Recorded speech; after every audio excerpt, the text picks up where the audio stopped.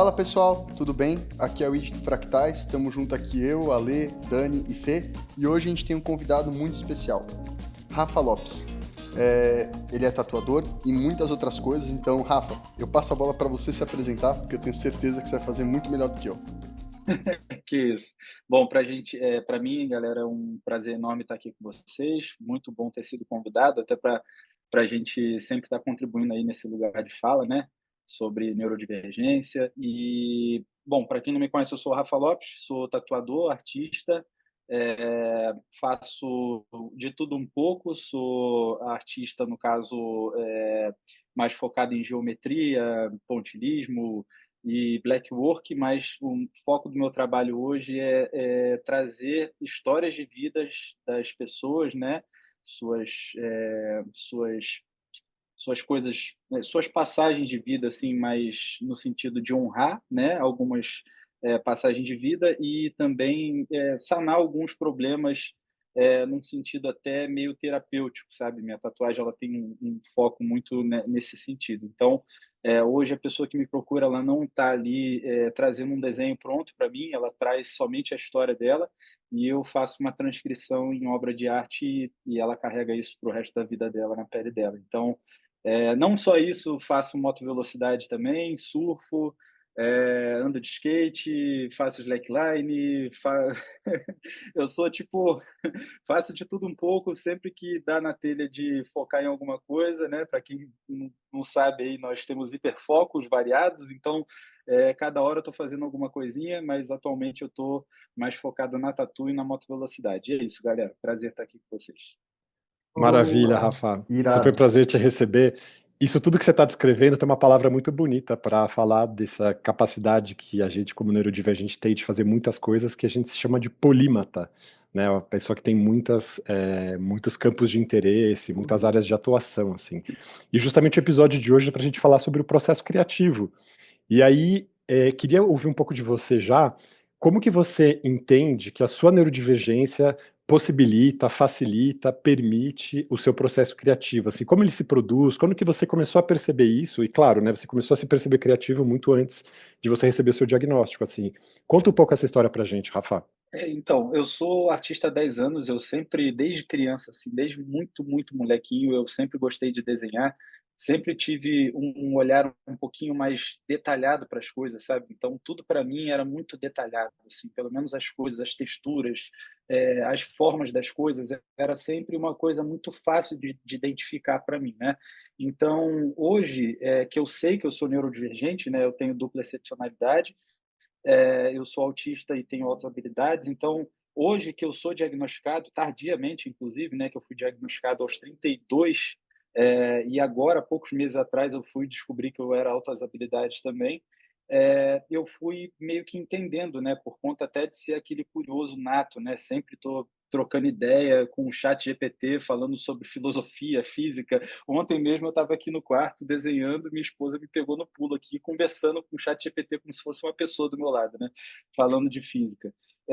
Enfim, e essas coisas todas me trouxeram um insight de que a neurodivergência ela me deu o hiperfoco, ou seja, eu em todos os meus processos de tatu, eu suporto ali às vezes 24 horas de processo, né? Então a pessoa às vezes chega no meu estúdio 10 horas da manhã e ela sai às 10 horas da manhã do dia seguinte, embora, e assim, nem eu nem ela sabemos como suportar tantas horas de trabalho, mas ela em si ela está querendo a arte, né, pronta, e eu já estou ali meio que sem perceber que essas horas todas estão passando. Então é um casamento perfeito ali para a pessoa que já quer sair com tudo pronto logo, né?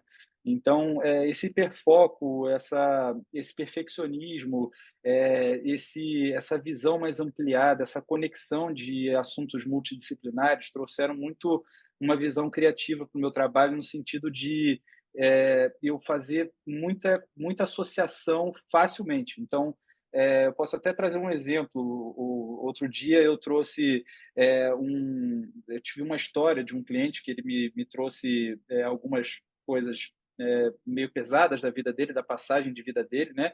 E ele tinha assim uma questão dentro dele que era honrar a própria vida, porque isso já entrou em dúvida um dia, né? Então, nesse sentido, ele trouxe essa história para mim E eu trouxe um Sísifo para ele, né? Sísifo, para quem não sabe, é como se fosse um homem da mitologia grega, se eu não me engano, Uhum. que ele enganou os deuses e a partir desse engano, né, os deuses ficaram com tanta raiva dele, né, no caso, que ele foi condenado a subir um pedregulho, uma pedra gigantesca, montanha acima, todos os dias. Chega no topo da montanha, ele desce com essa pedra montanha abaixo. E ele procura o propósito da vida dele dentro disso, né? Então, dentro dessa análise que eu fiz, essa associação que eu fiz para a vida desse cliente, eu coloquei um Sísifo dentro da tatuagem, e inclusive ele era que nem o Id, ele se amarrava em mergulho, né? E ele fazia, acho que não sei o que, diving, enfim, eu não lembro agora, mergulho com um cilindro, né? Scuba diving. E scuba diving, perfeito. E aí ele gostava de tartaruga pra caramba e tal. E aí olha o que eu fiz para ele, gente. Eu peguei um elemento, eu fiz o Sísifos segurando, ao invés da pedra nas costas, eu fiz ele segurando o cérebro e eu fiz ele, ao invés de subir numa montanha, surfando numa tartaruga. E aí a simbologia que eu trouxe para ele ali foi que nós temos altos e baixos na vida, né? O cérebro está sempre aplicando algumas sabotagens em nós mesmos, ele está sempre nos colocando desafios, né? De hora a gente se sente bem, hora a gente se sente mal, e está tudo bem com isso. E eu quis dar essa tranquilidade, passar esse conforto para ele no sentido de que, cara, você é um Sísifo que vai subir com o seu cérebro no alto da montanha e vai descer, e sempre quando você estiver no alto da montanha vai estar maravilhoso, mas você sabe que no dia seguinte você vai estar lá embaixo. Então se prepare que é essa oscilação a vida. E a tartaruga vai lembrar pela longevidade dela que você vai viver sua vida muito tempo ainda, e que como a tartaruga nunca para de nadar, você vai estar sempre lentamente avançando, mas sempre avançando. Então, esse tipo de conceito, esse tipo de profundidade de significado, para mim, quando as pessoas veem isso no meu Instagram, assim, sabe, nas obras de arte que eu compartilho lá com a galera, eles ficam meio que assim, caraca, meu irmão, como é que você pensou nisso, velho? Porra, cara, meu irmão, que isso? E aí eu olho assim, eu falo, galera, eu fiz essa arte em 2 horas. Aí, tipo assim, a galera fala, não é possível, não é possível. Mas é porque, tipo, aí que entra a neurodivergência nesse sentido, né? Porque a gente é tão curioso em tudo, sabe? No sentido de querer saber o porquê do porquê do porquê das coisas. Eu, falando sobre mim, né, eu sempre estou pesquisando alguma coisa, cara. Eu vejo alguma coisa, eu não sei, eu peço um instante, às vezes eu até saio da conversa, vou lá no chat GPT rapidinho, ou no Google, sei lá, e falo, tá. Outro dia eu estava trocando uma ideia com uma pessoa na academia, a pessoa falou que tinha uma tal de uma doença, eu falei, caraca, mas que doença é essa que eu não conheço? Aí eu fui lá rapidinho, assim, no banheiro, botei a doença. Olha só que loucura, cara. Então a gente está sempre procurando o porquê das coisas. E nesse sentido, a gente descobre muitas coisas. E quando a gente descobre e sabe de tudo um pouco, no sentido multidisciplinar, a criatividade ela está dentro do que a gente consegue conectar, do que algo do que ninguém nunca conectou. E aí é onde entra o fascínio, né? E para quem está observando, entra aquele deslumbre, né? Na apreciação da obra de arte. Eu acho que tem uma coisa da criatividade que você cria uma narrativa completamente sua, né, com essa visão sistêmica que eu acho que é muito nossa da neurodivergência, e você faz isso com uma agilidade que realmente deve ser impactante para quem está vendo, e você dá um instrumento, porque eu acho que quando a gente fala de tatuagem, a gente fala muito que ela representa ou uma memória, ou algo que você quer expressar no seu corpo que, de certa forma, está oculto e você quer trazer um pouco mais para fora, e de repente você dá para a pessoa, praticamente, você dá uma história ali para ela contar no corpo que, assim, é muito legal, né? Assim, enfim, eu imagino quantas conversas não foram iniciadas a partir de tatuagens que você fez, né? E Dani, sabe o que é o mais interessante? As próprias pessoas, elas vivem as próprias vidas delas, só que muitas coisas são colocadas no inconsciente, sabe? Assim como o filme Divertidamente, que tem umas bolinhas de Sim. memória que vão lá para poeira e ninguém lembra de mais nada. Então, na conversa que a gente tem às vezes, eu vou lá junto com a pessoa naquele porão e dou uma acendida na luz e a gente vai vendo uma daquelas bolinhas juntos e eu falo: "Cara, legal essa daqui", aí a pessoa às vezes nem sabe que ela tá ali, sabe. Aí eu falo: "Vamos limpar ela e botar ela lá em É cima?". psicanálise, eu não sei, tem que ter um nome novo essa tatuagem agora, porque assim, é psicanálise com tatuagem, com terapia, com um monte de coisa, Mas Alexandre, por sempre favor. foi isso, Dani. Sempre foi isso. Essa é a parada. Tipo, qualquer coisa que você for fazer, seja um psiquiatra, um tatuador, um surfista, as pessoas que são diferentes, elas sempre vão estar conectando tudo. E é isso que o mundo não consegue entender. Porque a gente vive num mundo de pessoas que só fazem sempre a mesma coisa. Mas aí, Rafa, eu tenho uma pergunta pra você. Primeiro eu queria entrar na tua brisa da tartaruga, eu queria falar uma curiosidade também com o mito de Sísifo. É que a tartaruga, ela nasce e ela volta exatamente pro lugar que ela nasceu para dar vida, para pôr os ovos, que é um pouco da ideia de sempre retornar para o mesmo lugar. Mas, ao mesmo tempo que as pessoas se surpreendem com a coisa de você fazer muitas associações, e realmente é muito mágico, tem um lado pessoal disso, que é, na sua vida pessoal, talvez você nunca pare de fazer associações. E isso te leve, talvez, a uma sobrecarga de pensamento. E é muito fácil todo mundo ficar deslumbrado quando você conecta tudo, mas também não sabem que quando você está no momento negativo, você está conectando tudo também. Como que é para você lidar com isso? Cara, então, você pegou no tendão de Aquiles aí, né, cara. Justamente, tem muita gente que às vezes a gente, né, pega uma situação assim: "Ah, eu sou neurodivergente". "Ah, mas o que que você tem?". Aí, tipo, você: "Putz, eu vou ter que falar, não tá". "Ah, é que eu sou superdotado, tenho autismo também". "É, superdotado, né, tipo, tu se acha, né". Aí eu fico assim, às vezes, assim: "Meu Deus, cara". Tipo, mal sabe essa pessoa que a gente sofre, tá ligado? Porque, tipo, tudo é muito intenso para a gente e esses pensamentos associativos eles não param nunca. Então, a minha mente, vou falar por mim, né? Ela está sempre o tempo todo fazendo associação, cara. Ela vê um formato, por exemplo, vou dar um exemplo chulo, assim, né? Tipo, outro dia eu estava fazendo terapia e eu vi uma pilastra de ferro numa passarela. Eu estava no shopping, no estacionamento, porque eu precisei fazer terapia lá. E aí eu vi a parte da base, né, da pilastra meio pintada de amarelo, assim, e justamente porque, né, no pensamento lógico, né, tipo, óbvio que não vai pintar de branco até o chão, porque o chão tem fuligem de carro, então aquilo ali sujaria com muita facilidade. Então tá, beleza, faz sentido o cara pintar aquela partezinha de amarelo. Aí, ó, pra você vê aonde o pensamento vai, né? Já tá, Aí é. você pensa assim, cara, Eu mas super te parece um cigarro entendo. gigante, Super te velho. entendo. Caraca, é um cigarro gigante. Eu acho que esse cara brisou nisso, cara. Ele pode ter feito um cigarro gigante aqui. Tipo, tu vai muito além, sabe? Você não vê só uma pilastra, ou então, mais fácil ainda, só uma passarela. Tu vê o detalhe do detalhe do detalhe. Então é meio complicado, porque entra nessa saturação mesmo. E aí entra a saturação do meio artístico, né? Como que é estar no meio de artistas, onde se percebe tudo o tempo inteiro e tem 30 mil coisas acontecendo ao mesmo tempo? Isso, cara, pra mim acho que é o maior desafio, assim, que eu te perguntaria como uma pessoa que é artista tá nesse meio e receber todos esses estímulos ao mesmo tempo. Como que você lida com isso? Passei por processos na minha caminhada, né? Eu tenho 10 anos de carreira na tatuagem, ou seja, no mundo artístico ali da tatuagem, eu tenho 10 anos.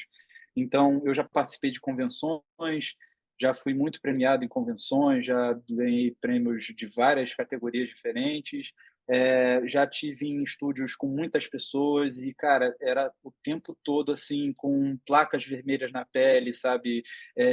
De estresse mesmo, estresse e saturação mental. Então, hoje que eu posso me permitir um espaço onde eu já estou me entendendo melhor, né, e me ajudando nesse sentido. O meu espaço é super aconchegante, é grande, tem 2 andares, e então eu tenho uma área que o cliente fica, que é a área do primeiro andar, e a minha área seria a área do segundo. Né? Então, para não saturar o meu mental ali, eu já oriento todo o meu cliente que chega lá, eu já oriento, cara, olha só, primeiro andar aqui a gente vai conversar, segundo andar é a área que eu crio, então eu não fico do seu lado. Durante a tatuagem eu não converso. Eu tenho meu quartinho também de regulação sensorial, que inclusive o Alexandre me ajudou a construir lá. E, cara, assim, para mim hoje eu consigo me adequar, sabe? Mas eu já passei muito perrengue por saturação de informação sensorial. E teve um dia que foi o meu primeiro episódio de. Eu esqueci o nome, gente, me ajuda De aí. É quando meltdown? você entra Shut? em meltdown, Uhum. shutdown. Eu tive um shutdown que, assim, foi a minha primeira experiência com isso. Eu nunca tinha passado por isso, foi bem assustador. Eu fiquei em posição fetal no chão, com os ouvidos tampados com a mão, e eu só chorava. Eu só chorava porque eu estava muito saturado mentalmente. E, assim, uma das coisas que me fizeram entender que isso tudo aconteceu foi que, há 3 dias, eu tinha uma tatuagem de uma cliente que falava inglês, ela era de fora, então ela viajou dos Estados Unidos para fazer essa tatu comigo. Ela veio com o marido e com os outros 2 filhos dela, veio com mais uma tia e mais uma galera. E aí, Ixi, cara, quando enche o estúdio de nossa, pessoa, aí me Caraca. fode. putz. E aí, para completar, a minha esposa que trabalha comigo, né, na parte de desenvolvimento de marca, tudo, então ela tem aquela parte meio que por trás das cortinas, tudo funciona porque ela está ali também, senão não funcionaria também, né? E aí ela está ali com um filmmaker, e aí o filmmaker tem o assessor dele, e aí todo mundo falando inglês, e eu, assim, eu falo inglês, mas eu falo, assim, um mediano, assim, sabe? Então, para mim, é um esforço muito grande ter que falar inglês e ter que tatuar ao mesmo tempo. E aí a cliente vai e me pede para que eu treinasse o filho dela de 8 anos para fazer um ponto e vírgula no braço dela, porque ela era neurodivergente também. E aí eu tive que treinar o moleque, e aí eu com medo do moleque se furar no dedo dele, e eu sei lá o que pode ter acontecido, se isso, né, o que poderia acontecer se isso acontecesse. Então, eu entrei num parafuso mental, assim, que foi a primeira vez que eu entrei realmente em shutdown. Então, realmente, galera, é um fato isso. Nós que somos neurodivergentes, autistas, não sei se TDAH é assim também, porque eu estudo pouco TDAH, mas é muito difícil para a gente, cara. Saturação mental sensorial é horrível. Eu vejo, Rafa, que você está super à vontade assim para se colocar e se ler a partir da lente neurodivergente. Isso já te explica muito, te traduz muito, você já sabe muito rapidamente se colocar. Como que era para você? Porque você comentou, você já é artista há 10 anos, isso assim, oficialmente é artista, mas certamente a sua criatividade já acontece desde que você é pequeno. Então também queria ouvir um pouco disso, da sua infância, quando que você começou a perceber as suas primeiras manifestações artísticas e como que você se via como artista nessa época antes da neurodivergência, assim, como que você nomeava essa potência, essa capacidade sua de conexão, porque hoje você já está assim, super dando a letra, o gabarito, assim, mas como que era antes para você isso? Eu vou começar, então, sessionando aí a explicação para ver se eu consigo, porque foram 3 perguntas numa só. Na infância, como foi para mim, cara? Eu era o melhor aluno de artes, eu era o único que fazia o boneco com um bracinho, mãozinha, pezinho, rosto, e não um boneco de palitinho. Nas aulas de argila, eu era o único que fazia umas ondas quebrando numa capa de CD com umas pedrinhas que eram mini bolinhas de massinha, enquanto estava todo mundo fazendo sei lá, sei lá, cara, mal uma bola de futebol, porque era oval, parecia mais um ovo do que uma bola. Então, tipo, eu era, tipo, já diferenciado nesse sentido, até porque a tatuagem também ela surgiu já muito cedo na minha vida, né? Eu era de Ubatuba, litoral de São Paulo, uma família bem pobre, e eu morava com a minha mãe num barraquinho, né, numa favela, e a gente precisava trabalhar. E eu passei a minha infância inteira trabalhando. Na real, eu comecei a trabalhar com 7 anos de idade. Então, comecei catando latinha na praia, depois eu vendi espetinho de camarão, depois eu fui vender boné, que meu tio me levava para São Paulo para comprar na 25 de março. E aí os anos foram passando, 9, 10 anos de idade, 11, 12, vendendo artesanato, 13 anos de idade, eu parei na barraquinha de tatu de rena do meu tio, porque minha avó tem 10 filhos, né? Então, um deles era tatuador de rena. Aí eu ficava enchendo o saco dele, porque toda vez eu ficava lá em casa, como a gente morava numa beira de pista assim, né? Numa favelinha que era bem assim, um barraquinho do lado do outro, assim, sabe? E aí eu ia na casa desse meu tio com vários desenhos que eu fazia, uns tribais assim de caneta Bic mesmo, aí eu tentava vender isso para ele, sabe? Já no estilo Sensacional. empreendedor mesmo, assim, cara, quero dinheiro, quero ajudar aqui em casa, tem que comprar arroz, feijão para minha mãe, tem que, sabe, desde muito cedo, responsabilidade batendo na porta mesmo. E de tanto eu encher o saco dele, eu fui para tatuagem de rena, no caso, deixei de vender artesanato, comecei a fazer tatu. E foi mal barato, porque ele já tinha me mandado embora antes mesmo de eu perceber que eu era tatuador de rena. Ele começou a perceber que os clientes só queriam tatuar comigo, porque eu tatuava bem, era uma criança, chamava atenção, então todo mundo queria ser tatuado por aquele molequinho mirradinho que sabe fazer um traço bom. E aí foi onde ele falou assim, chegou de canto e falou assim, ó, cara, eu acho bom você fazer um álbum para você e sair andando pela praia aí, cara, porque aqui não tá mais legal para você trabalhar não, tô com medo com a fiscalização bater aqui e ver que você é menor de idade e tal. Eu falei: "Aham". Eu com 13 anos, eu já tinha essa sacação de que ele estava incomodado porque eu estava fazendo dinheiro mais do que ele. Então foi meio que isso, e já passando para a segunda pergunta, a questão maior, assim, para mim, né, é que quando eu não sabia, né, não que eu não era, a gente nasce assim. Quando eu não sabia que eu era neurodivergente, para mim, cara, era um sofrimento gigantesco, muito grande mesmo, porque uma das coisas que é horrível, assim, é você ter características neurodivergentes e você achar que você é um peixe fora d'água, que está todo Uhum. mundo nadando lindamente e você é o único que está se debatendo com falta de ar, mas você está de fato dentro da água. Então, era complicado para mim, entender que eu precisava de balão de oxigênio mesmo sendo um peixe, né.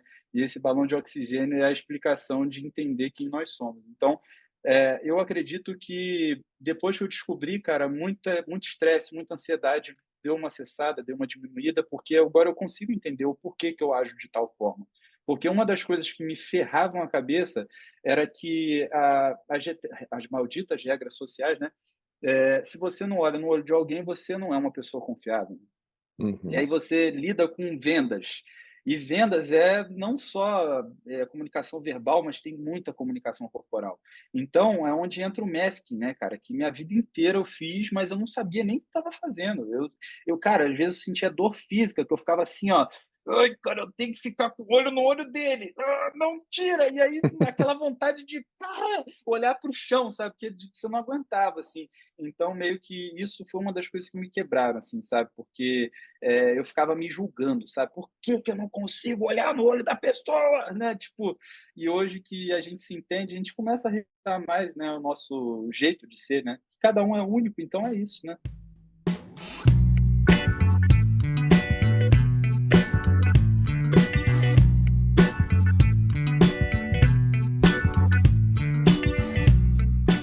Primeiro que, tipo, na definição de neurodivergência minha, e eu acho que tem muito a ver com que, não a minha, né, a que eu me sinto mais confortável, tem muito a ver com na história que eu estava contando, que e muito no trabalho dele, isso que eu queria conectar, porque na minha, tipo, é como se eu tivesse um HD no meu cérebro, eu fico estudando coisas muito diversas sobre muitos assuntos, e aí quando alguém me fala alguma coisa, eu junto aquela nova formação com o meu HD e chego numa terceira verdade.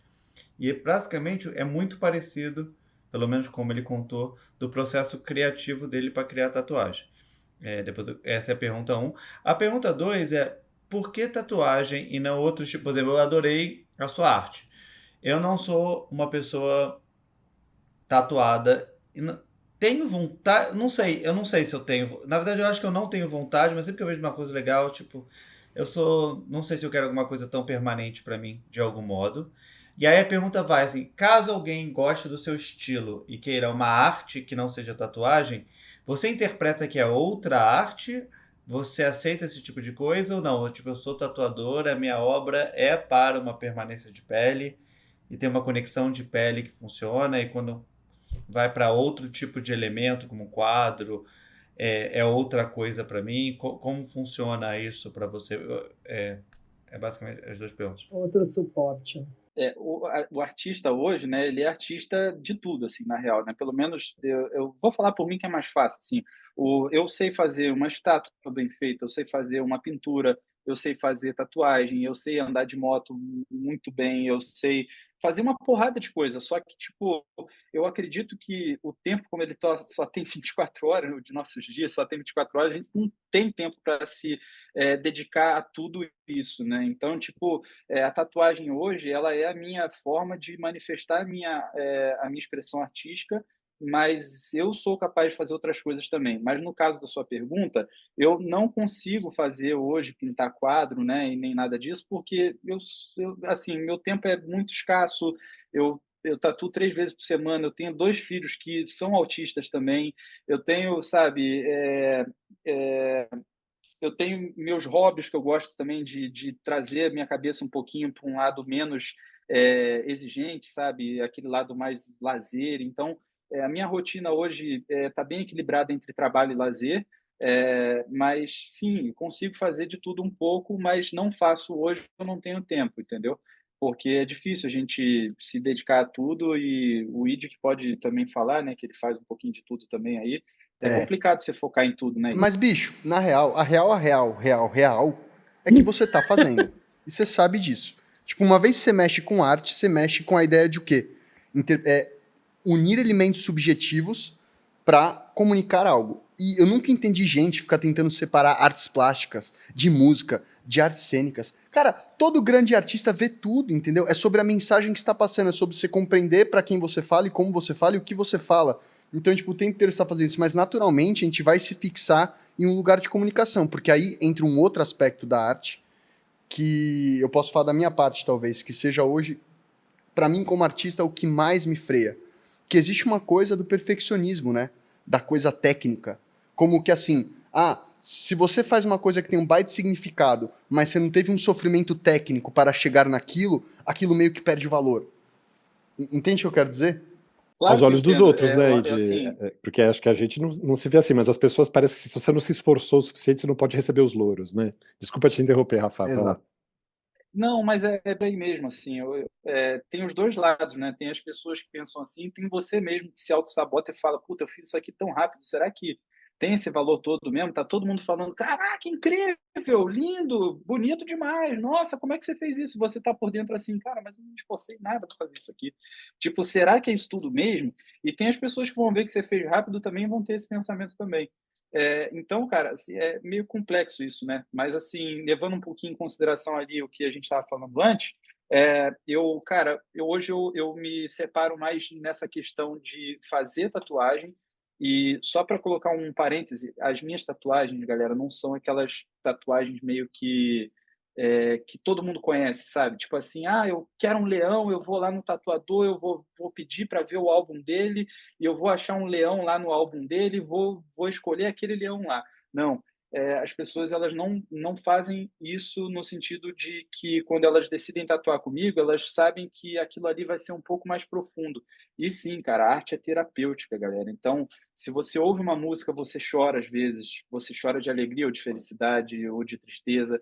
Se você vê uma apresentação que você bate lá dentro, né? Tipo, se pensar assim, caraca, cara, que apresentação. Porra, eu consegui ver a emoção daquela pessoa entregando aquela apresentação. Às vezes eu choro, cara. Às vezes eu tô vendo Às vezes eu tô, tipo, vendo no YouTube, assim, sabe? Uma apresentação de música, de artes, qualquer coisa. Cara, às vezes meu olho enche de lágrima, eu sinto a lágrima descer, eu falo, cara, não é possível, cara, eu sou maluco, cara. Eu tô chorando por causa de um negócio que eu tô vendo na TV e, tipo, Eu tá todo choro mundo assim. demais. Bicho, mas é porque você entende isso, tá em contato com isso o tempo inteiro. Exato. Tipo, você entende o que é você pegar uma mensagem e ela ser muito bem contada em todos os sentidos. Em forma, em sentido técnico. E quando isso você pode reconhecer em qualquer arte. A partir do momento que você faz uma arte bem feita, você reconhece em todos os outros aspectos. Bem feito eu não colocaria bem feito, porque aí já entra as juízes de valor, mas pelo menos quando é a sua visão, tipo, a sua maneira de ver. E quando você vê alguém fazendo isso, bicho, eu nunca vou esquecer quando eu vi o Grupo Corpo no Teatro Municipal, que eu olhei e falei, nossa, aquilo me bateu de um jeito, rapaz. Foi emocionante. Porque a forma de como você se expressa, também trazendo um pouco isso que vocês estão considerando, acho que tem assim, por mais que o artista tenha toda essa inspiração e esse caos dentro dele, existe uma forma onde você vai se expressar melhor, né? Melhor. E o que é melhor nesse caso, né, Ide? Aí o melhor é o que as pessoas entendem. Então, isso é a grande discussão, né, Dani? Assim, no fundo, eu sempre Então, focaria nessa coisa meio aí, subjetiva, enfim, mas você sabe. Você sabe. Quando o trem é bom, você sabe. Tipo, bate num lugar que ele é visceral, entendeu? Pra mim não me resta dúvidas, assim. É que nem... Eu não ouço sertanejo, mas quando eu vi a Marília Mendonça cantar, eu fiquei louco. E nesse sentido, Rafa, quando você falou um pouco aqui do começo, né, sobre o seu processo criativo, é difícil você falar qual é o seu segredo nesse sentido, né? Porque você fala assim, eu faço essas conexões e elas simplesmente aparecem para você como uma imagem, né? Então você vai decodificar, você vai traduzir essa imagem num desenho, assim. Mas tem algo que passa por uma técnica e que no seu caso você fala dessa questão dessa entrevista, dessa conversa inicial que você vai se sensibilizando. Você quer falar um pouco sobre esse processo? Então, sim, o meu processo ele acontece assim de maneira muito orgânica, né? Tem muita gente que me pergunta, pô, Rafa, mas como que você cria? Me ensina, né? Principalmente meus alunos, porque eu tenho uma comunidade com mais de 10 mil alunos. tatuadores iniciantes, medianos e profissionais. Então, assim, muita gente quer entender como é o meu processo e eu mesmo não sei explicar. Mas o que eu posso dizer sobre eu entender o que acontece naquele momento ali, onde eu estou com a pessoa na minha frente, né, contando a história de vida dela, é que cada coisinha que ela fala que eu acho interessante, eu anoto. E toda vez que eu anoto, né, que eu vejo a palavra sendo escrita no meu celular, aquilo me dá uma associação de algo que eu já tinha visto antes. Ou seja, enquanto a conversa vai acontecendo, porque eu consigo fazer, às vezes, até 3, 4 coisas ao mesmo tempo. Então, enquanto a pessoa fala, eu estou anotando e, ao mesmo tempo que eu estou anotando, eu estou associando aquilo ali que ela falou a outra coisa. E aí foi onde, trazendo novamente a questão do Sísifos, né? Quando meu cliente falou que aos 16 anos ele teve esse episódio, né, de ponto e vírgula, assim, eu não tinha entendido muito bem, aí eu pedi para ele sintetizar melhor, porque era em inglês também, né? Aí ele falou que, né, tentou e tal, e aí naquele momento eu trouxe o Sísifos, porque me trouxe muito essa ideia dele tentar achar a compreensão dentro da loucura do que é viver, né? Então, aí já me veio o Sísifos, aí do Sísifos já veio a imagem do Sísifos, que é um cara forte subindo na montanha, carregando a pedra. Aí eu pensei na pedra, eu falei, por que não o cérebro, né? Por que não o conceito de trazer os altos e baixos dos sentimentos? Então, é muito orgânico. Enquanto a pessoa vai contando a história dela, eu já vou formando na minha cabeça a imagem do trabalho que eu vou tatuar nela. Então, quando eu subo para o segundo andar, é meio que eu já sei o que eu vou fazer, mas eu não sei, na real, entendeu? Porque ainda vai mudando no meio do caminho. E eu tenho uma estratégia, que isso eu posso contar de boa, que ao invés de ficar me matando pesquisando coisas na hora, todos os meus tempos livres eu pego sites e apps de referências de desenho, imagens, tudo, né? E eu fico estudando aqueles apps e imagens e quando eu acho algo interessante, eu tiro print, né? Então, esses screenshots, eles vão sendo salvos num álbum, onde eu tenho um banco de dados de imagens. Então, quando eu penso num pássaro, eu já tenho uma pasta lá com mais de 300 pássaros. Quando eu tenho algum insight sobre um rosto humano, eu já tenho uma pasta lá, inclusive de um livro de medicina que minha esposa me deu de presente. Tirei fotos de todas as imagens e anatomias perfeitas, assim, sabe? E tem lá. Então, se eu quero fazer uma cabeça com metade do rosto aberto, mostrando a musculatura, mostrando os tendões do olho e tal, eu tenho lá. Então, tipo, é só pensar em algo que eu já sei onde ele está e já sei como fazer, porque eu já estudei aquela imagem antes. Então, como eu tenho muita memória fotográfica, né, isso me ajuda muito também.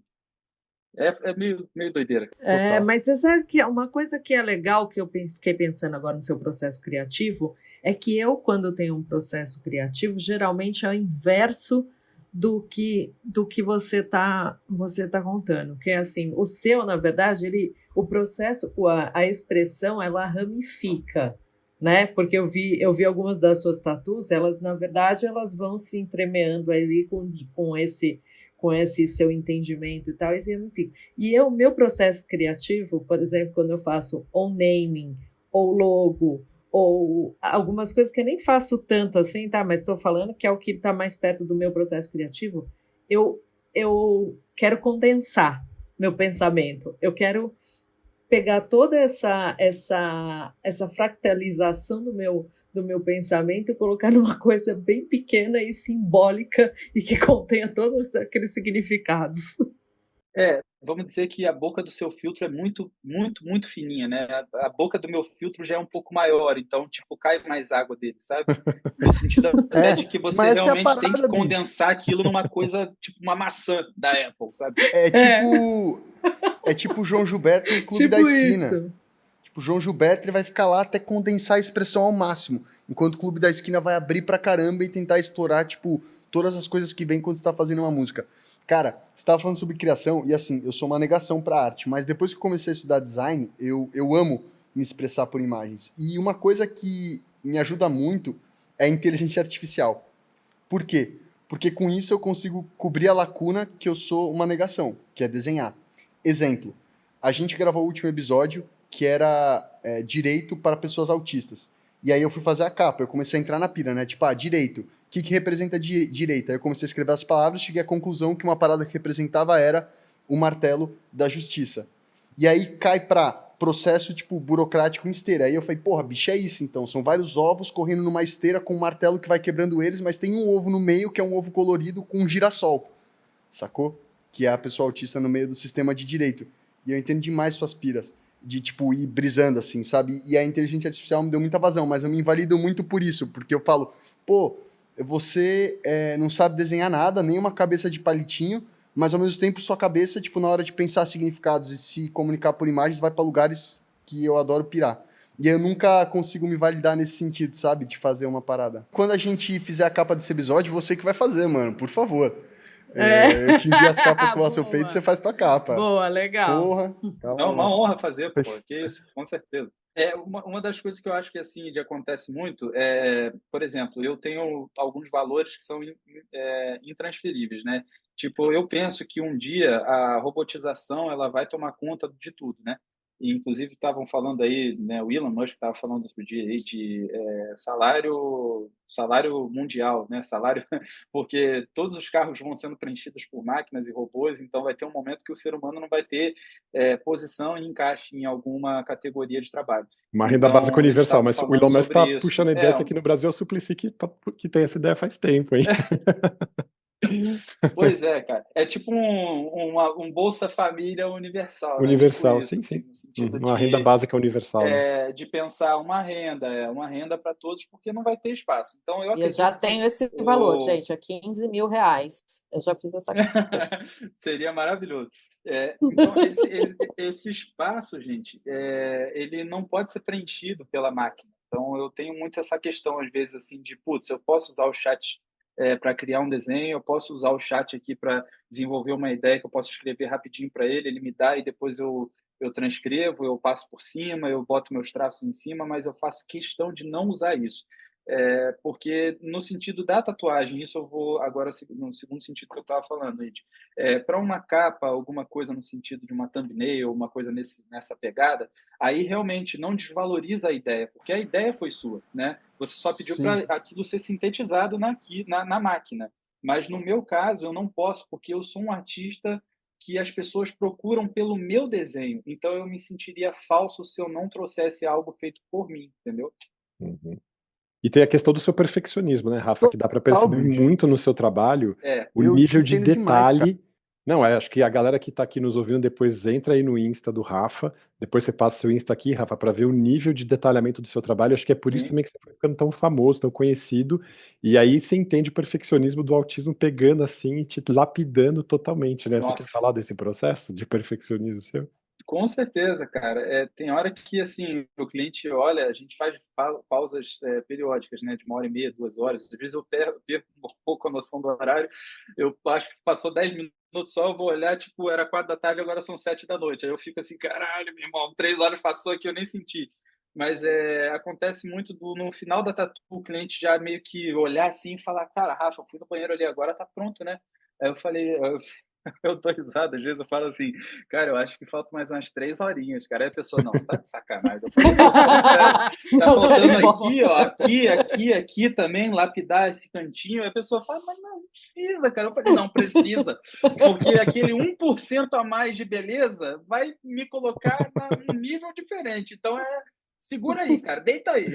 Tipo, estica o braço, cara. Nossa, e não é fácil, né? E conta uma coisa, por exemplo, você tem experiência de tatuar pessoas neurodivergentes, assim? Porque tem esse processo também da dor, né? Tem a questão da dor, da hipersensibilidade ou da falta de... E até da pessoa, por exemplo, com um TDAH, alguma coisa, ficar nessa posição que você possa tatuar, né? Como é que é esse processo?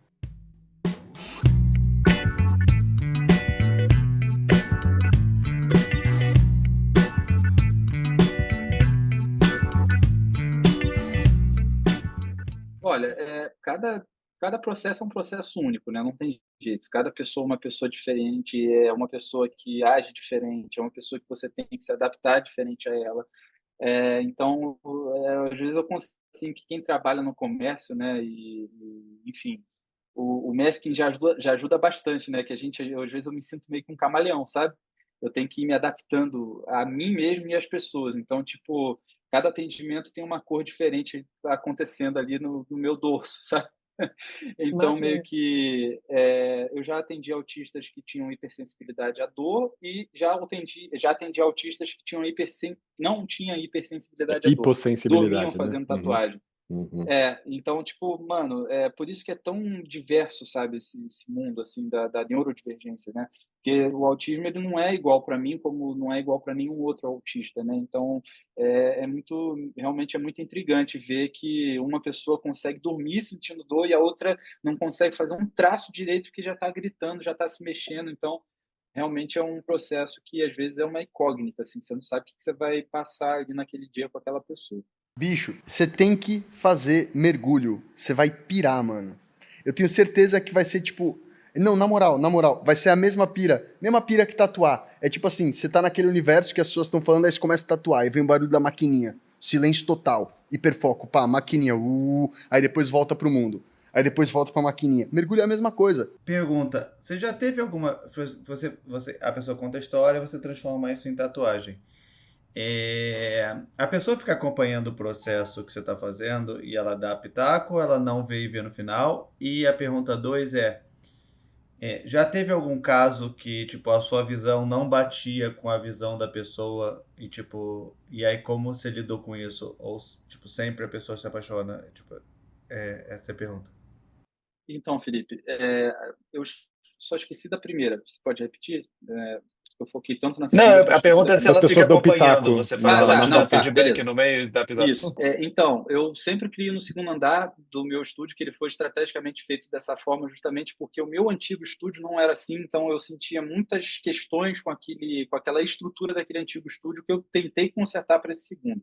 Então, eu gosto de criar sozinho, não gosto que ninguém veja e nem acompanhe o meu modo de trabalhar, porque às vezes, cara, eu tô fazendo a arte da pessoa e aí às vezes eu tô na metade do desenho e eu falo assim, caralho, desculpa, eu nem sabia se podia falar Pode palavrão. falar, não tem erro Ah, não. Pode. Pode. Liberdade, aqui fica Aí às vezes eu tranquilo. falo assim, caralho, meu irmão, tipo, se eu não fizesse aquela ideia até a metade, eu não ia ter aquele insight do que eu deveria ter feito para jogar aquele desenho fora e começar outro.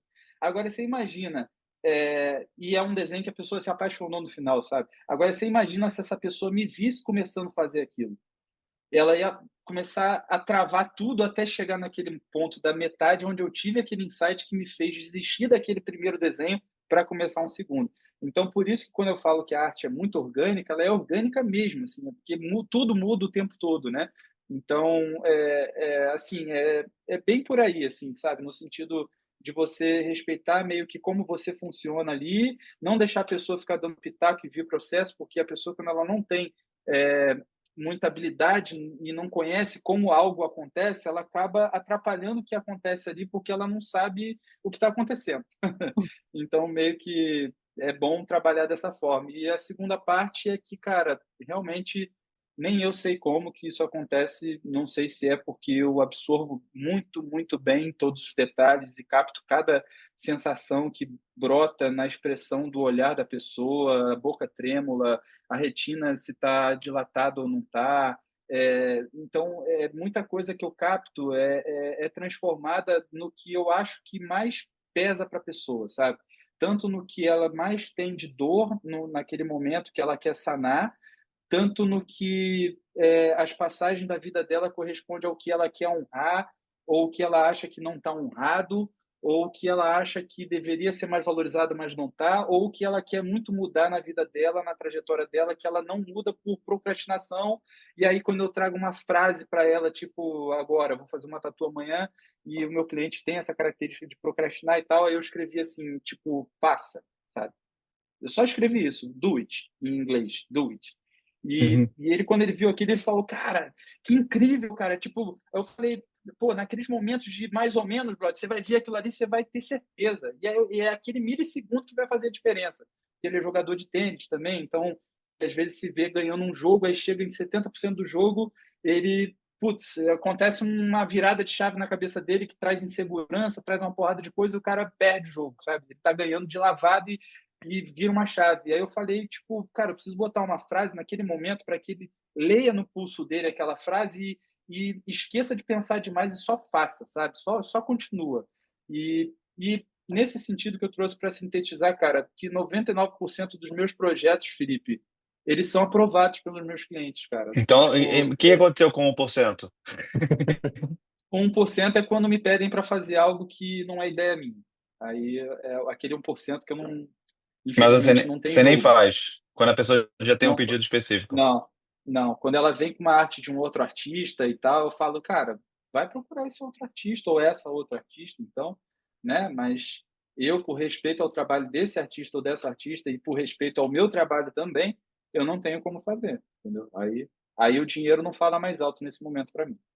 Massa. Entendi. Queria perguntar um pouco sobre o Rafa ativista, assim, né? Pensando na época da descoberta do seu autismo e depois, posteriormente, das altas habilidades da superdotação, né? Porque não foram processos concomitantes, né?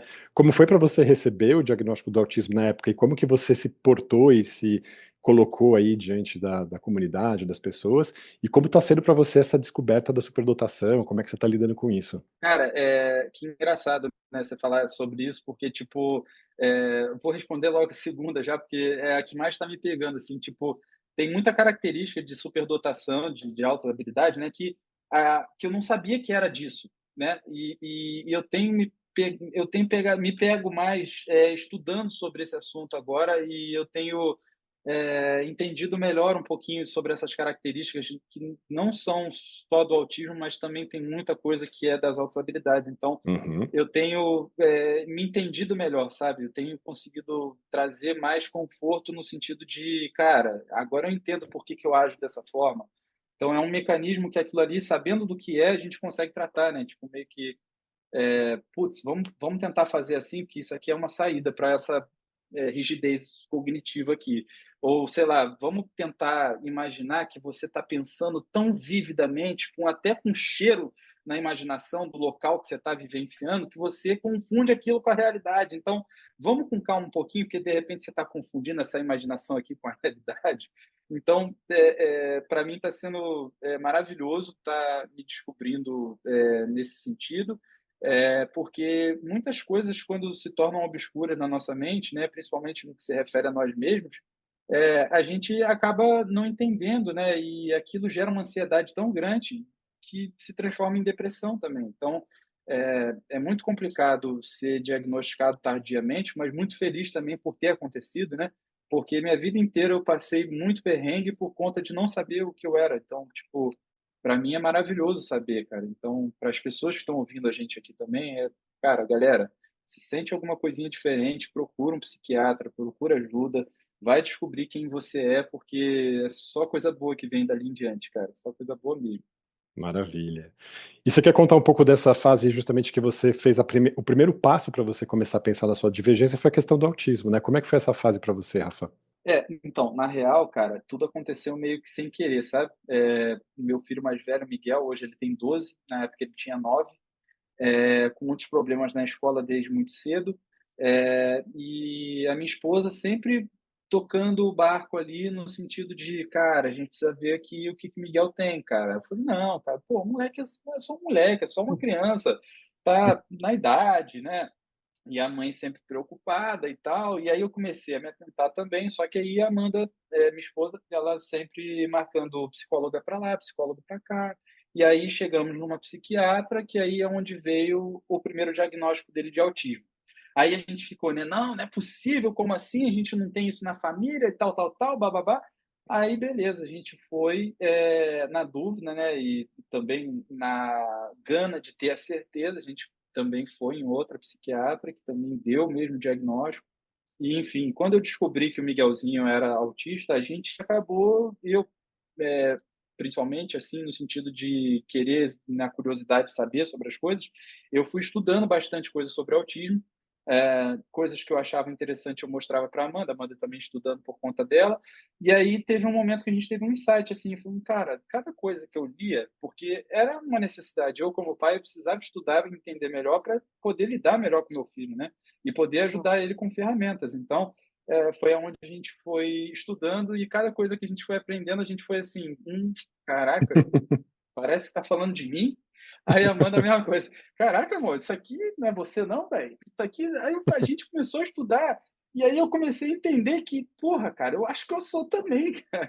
Esse cara sou eu, né? Esse cara sou eu. E aí, cara, foi incrível, porque, tipo, como assim? Eu com 31 anos de idade sou autista? Não, eu falei para a médica, e agora? Ela, e agora nada. E agora você vai fazer um acompanhamento psiquiátrico, vai fazer né, vou te receitar aqui se fazer uma terapia periódica e tal, mas e agora? Agora você vai continuar sendo quem você é, com seus mestres, com seus hobbies, com seus hiperfocos, e é isso, cara. E por mais que não mude nada, assim, no sentido de parecer que não muda nada, né? Parece que é uma tonelada, assim, quando você entra no processo, né? Parece que é uma tonelada que sai das costas, cara. Porque todo aquele julgamento, ansiedade, estresse, depressão, vai meio que dando uma amenizada, uma apaziguada, sabe? Você se valida, né? Enfim, acho que isso foi mais importante. Exatamente. Eu sempre falo isso, tudo uma questão de pertencimento nessa vida. Mas também tem uma parte muito difícil que é muita roupa suja para lavar. Porque aí vem um monte de memória da sua vida, que você se invalidou, que você se chicotou, que você segue se chicoteando, você começa a ver as raízes desse trauma, e assim, eu posso falar como autista, eu ainda não aprendi a lidar com muitas dessas coisas, muita gente do meu passado que eu simplesmente cortei, mas é isso aí, vamos vivendo. Maravilha. Até hoje, até nos dias de hoje, para mim é muito difícil. Eu sou um cara de poucos amigos, eu sou um cara que na minha casa não entra quase ninguém, só entra minha família. Então, tipo, meu espaço né, sagrado, assim, sabe? Então, muitas vezes, eu até brinco com a minha esposa, né? Parece que eu boto uma máscara para sair na rua, né? Tipo, a máscara né? Aí quando você tira em casa, assim, aí é um monstro, aí você bota de novo. Agora eu tô bem, né? Aí chega em casa, você quer jogar o monstro para fora, Total, né? Você quer, bicho. tipo, deixa eu Sou acender minha solidária. luz colorida aqui no Sou dedo solidária rodando. a Amanda nessa hora, tá? Pois é. Minha Maravilha. esposa é uma santa, cara. Não, eu falo a mesma coisa da minha, cara. Não, que minha namorada, ela é a pessoa que mais entende isso, porque todo mundo fala, porra, o Id é mó comunicativo, ele é mó sociável, não sei o quê, ele fala com todo mundo, aí chega em casa, cara, eu viro um bicho, assim. Eu entro É um assim, momento nesse que a gente modo aí, ela pode se também soltar, né, cara? É um momento que a gente pode liberar ali demais. um pouquinho o estresse. Mas toma cuidado, tá? Aqui eu vou falar do outro lado, que também sofre por um outro lado nesse sentido, mas toma cuidado. Sim, E dividir esse. Não descarrega tudo, exatamente. Dá uma considerada. mas seria Tá? Dá impossível, uma considerada, Dani, porque... Não teria como. foda, já que vocês queriam falar um palavrão. Não, mas não tem como. Não, eu quero falar que não tem como porque a gente é muito empático, não tem como... mesmo quando eu tô no meu espaço de conforto, eu não vou conseguir ser o mesmo tempo inteiro, porque o tempo inteiro eu tô me vendo no espelho e me julgando, é tipo um processo infinito disso aí, entendeu? De ficar se olhando e vendo e tal, então... Mas nem tudo é sobre a gente, essa que é a questão. Você entendeu? Nem tudo é sobre a gente, tem uma hora que também é sobre nós, é sobre o outro. Mas desculpa, Rafa. O A do Id já foi um insight da noite, ele vai passar a semana pensando, é isso aí, Dani, valeu. Não foi. O A do Id foi tipo... Não, o A do Id foi eu não fui entendido. O que eu tô tentando dizer é justamente isso, que tipo... É justamente por ficar o tempo inteiro pensando nesse nós e não pensar no eu fico completamente travado. Porque é justamente nesse nós que você se mata. Porque no fundo, você nunca sabe o que é o nós. Ele é sempre completamente enviesado por interpretações. Essa é a real. Porque toda história tem 30 mil pontos de vista. E se perder sem pensar nesse nós, é quando até no momento que eu devia relaxar, eu acabo me torturando. Mas eu fiquei meio pesado. Dá um outro episódio isso. Fala, Rafa. Não, então, eu ia falar no sentido da máscara, né, que eu falei que a gente solta o monstro, é que na rua, né, com as leis sociais, né, com as camadas de como é se comportar bem, né, no meio de pessoas, você sabe que você tem que falar uma certa coisa conveniente em certo momento, você sabe a hora certa de calar para ouvir, você sabe a hora certa de falar alguma coisa, de se expressar de um certo modo. Então, quando eu chego em casa, que eu posso ficar, por exemplo, sentado aqui na minha cama assistindo meu Netflix durante 1 horinha, 2 horinhas, sem ter que ir lá na sala falar com a minha esposa alguma coisa, sabe? Às vezes a gente se cruza no corredor, a gente não se fala nada, a gente só se cruza. Tipo, eu tô indo ali beber uma água e ela tá indo pro quarto. Alguém, umas crianças...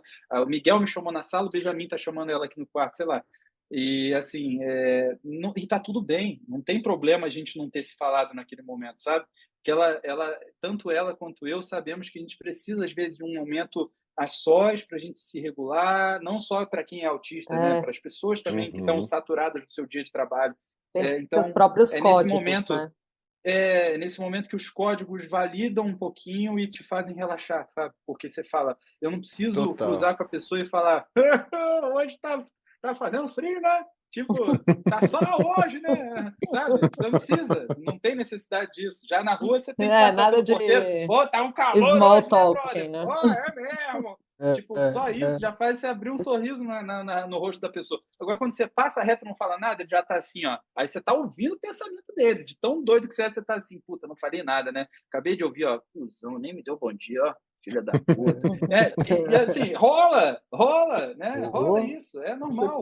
O ser humano é muito julgador, cara. Pois é, demais. Maravilha, gente. A gente podia passar horas aqui conversando, né? Rafa, foi um super prazer te receber. Doido. O que foi? Prazer meu, galera. A cara do Ija, cara. Não, eu tô assim, tipo, caramba, cara, eu sou muito julgador, mas ao mesmo tempo eu não sou, e eu tô o tempo inteiro julgando tudo, mas que inferno. Dá vontade de vomitar. A sensação que eu tenho quando eu começo a pensar é tipo... E eu tenho vontade só, tipo, de vomitar minha alma e renascer, entendeu? É muito nesse lugar. Puta que pariu. O Fênix. Tem que abrir a boca desse filtro aí, cara. Tem mais coisas aí, pô. A Dani não. A Dani, esse filtro dá certo pra ela. Tem que deixar mais coisas sair aí. Esse é o duelo da minha vida, cara. Acho que por fato de eu estar rodando o mundo agora, você se sente muito mais observado, sabe? Porque quando você tá uma hora na Tailândia, outra hora na República Dominicana, outra hora em tal lugar, você é sempre um ET o tempo inteiro. E aí, tipo, é muito difícil tirar essa máscara de você não estar sendo observado. E eu tô nessa batalha. Você tá meio que perdendo um pouquinho a noção da origem, talvez? Seria isso? Tipo, com certeza, do seu bicho. lugar, seu lugar, assim, próprio. Não, muito. Passa muito por isso essa coisa. Cara, na Tailândia você é sempre um estranho. Na República Dominicana também sou sempre um estranho. Sou sempre você um gringo. E é muito doido, assim, que você ficar nesse lugar. No Brasil também, relaxa. Exato. Não sei. Aqui em casa eu sou sempre... Mas de certa maneira é um pouco o que a gente falou aqui na nossa conversa, né? A pira do mito de Sísifo e a ideia de não focar em levar a pedra ao topo da montanha e sim como fazer a caminhada com a pedra ser menos dolorosa e um pouco mais colorida, e entender que é o caminhar e não onde você chega, né? E que é um pouco sobre isso, na verdade. O diagnóstico vem nesse lugar. Essa ciclicidade assim do Sísifo me faz pensar muito na rotina, nessa coisa da vida ser sempre a mesma para uma pessoa autista, sabe? No fim a gente vive ritualizando o nosso dia inteiro, cada etapa dele é essa subida de montanha para no fim do dia a pedra rolar e a gente falar, bom, beleza, amanhã vai recomeçar, né? Dia da marmota, né? Totalmente. Filme, né? Sim. Feitiço do tempo. Maravilha, galera. Isso aí, gente, muito legal. Maravilha, bom, galera. Um super abraço para todo mundo. E é isso aí, até uma próxima, pessoal. Obrigada, prazer, Rafa. Só para fechar na frase do Sísifo, assim, né? Tipo, eu acho importante falar, o prazer não está no final, está no processo. Exatamente. Então, tem que estar, né? O prazer tem que estar no processo. Eu acho que o Sísifo ele estava procurando esse conceito, né, no que ele estava sendo castigado pelos deuses. E eu acho que quando a pessoa encontra, ela vive mais leve. Opa, isso aí. Tamo junto, galera. É isso aí, Rafa. Falar com Deus. Falar com Deus. Boa!